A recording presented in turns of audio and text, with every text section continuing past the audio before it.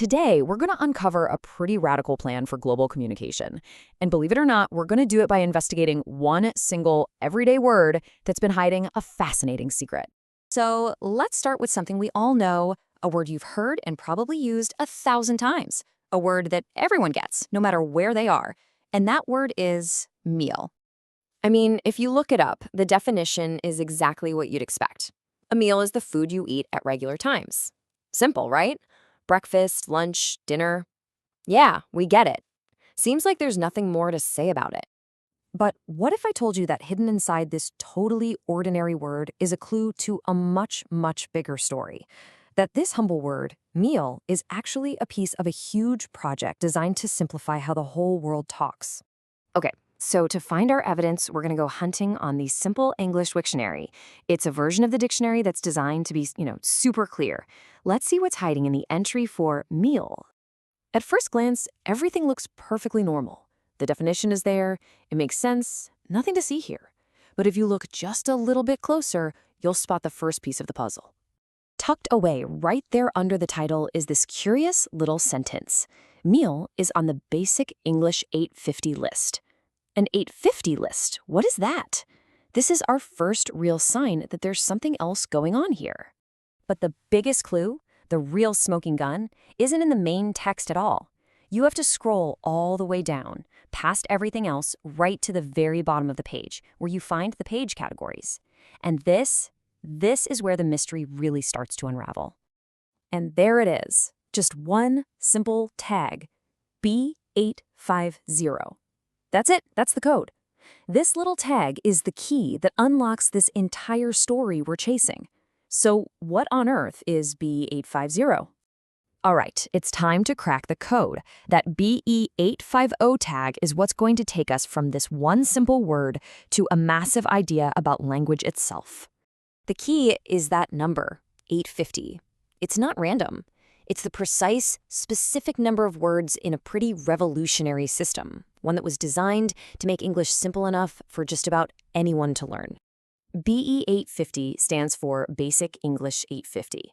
It's this special, controlled version of English created by a linguist named Charles K. Ogden. He stripped the language down to a core list of just 850 essential words. The whole idea was to create a version of English that was incredibly easy to learn and could be used as a universal second language for things like science, business, and travel. So, that little B850 tag we found, it simply means our word, meal, was chosen as one of the essential building blocks for this entire simplified language. It made the cut. But here is where it gets truly brilliant. I mean, think about it. How do you explain all the other words in the world if you only have 850 to work with? Let's see how the system actually works in practice.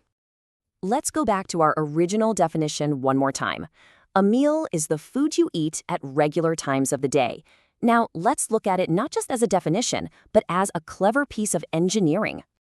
And this is where you can see how brilliant the system is. Take a look at the key words in that definition. Food, you, eat, time, day. What do they all have in common? You guessed it. Every single one of those words is also on the B8050 list. And that's the genius of it. It's a closed loop. It uses its own small, simple toolkit to define itself, and then it can explain almost any other concept you can think of. It's simple, defining simple.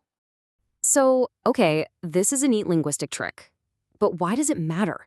What was the real-world goal here? Let's zoom out from the mechanics and look at the bigger picture. Well, the goal of Basic English was absolutely massive, to break down communication barriers all over the world. This idea was so ambitious, it even got the support of major figures like Winston Churchill. The vision was to make information, business, and travel accessible to anyone by creating a version of English so clear and simple that it could serve as a universal second language for the whole planet. And that huge, global vision all comes back to where we started. It's built on the foundation of making sure that one basic universal concept, like having a meal, can be defined and understood by anyone, anywhere, using only the simplest possible tools. So, from one simple word, we've uncovered an entire philosophy for global communication. It really leaves you with a powerful question. Could a vocabulary small enough to fit on a single piece of paper really be enough to change how the world talks?